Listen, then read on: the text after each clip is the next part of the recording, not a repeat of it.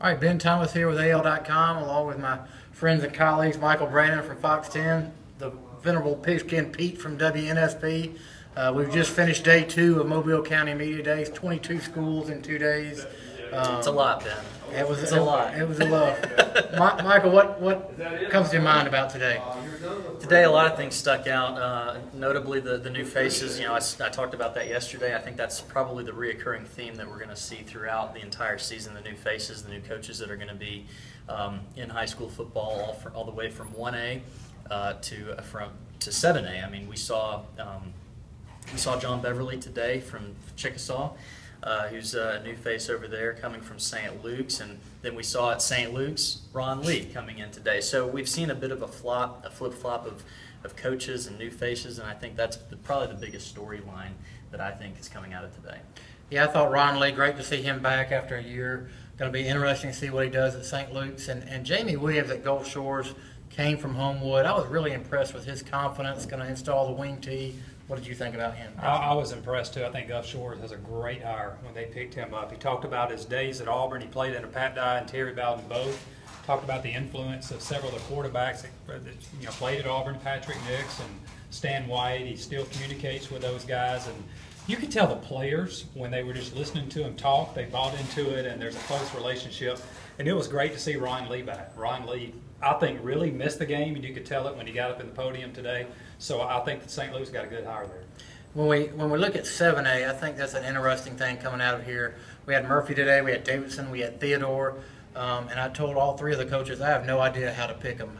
What do you guys think about what we're going to see in 7A, Michael? We were just talking a few minutes ago. Theodore, I think, is probably one of the biggest teams to look out for this year. I mean, there's no doubt that Michael P. Ryan is one of the biggest players, if not the biggest players in 7A to look at in 2015. With what he did last year, coming into this year being a senior, I think just the motivation is right there, the leadership that he has, and Theodore is definitely a force to be reckoned with, I think, in 2015.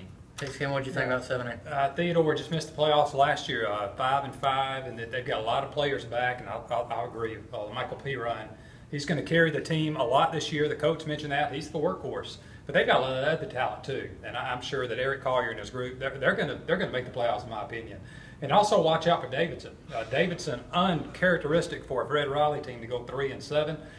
He talked about the lines back, defense and offense. They're going to really open up some holes for that team, and so watch out for Davidson. A lot of big guys for that football program. I'm pretty sure they're going to be back too. And don't rule out Murphy either.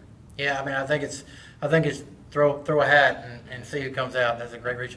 The other story I'm interested in is UMS Wright. Been to the quarterfinals at least 15 of 16 years.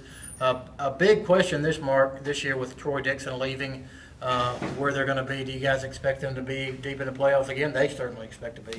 Coach Curtis talked about replacing Troy Dixon is going to be hard to do. I think they'll still do well when it gets playoff time. I saw a stat with UMS Wright. They were like 25-0 in the first 2 rounds, 24-0 in the first two rounds of the playoffs, which is an incredible stat. This team makes the semifinals at least every year. Even without Troy Dixon, I would be shocked if they didn't. I asked Coach Curtis, how does he keep the success going at UMS, and he said it's hard to quit when you keep winning, and that's the motivation that he has with his players as well as him personally, and I think that buy-in effort there with the players is just going to help them keep on going to the semifinals and hopefully win a state championship this year. That's it from Lad Peoples for this week. We'll be back in a couple of weeks when this stuff kicks off. See you then.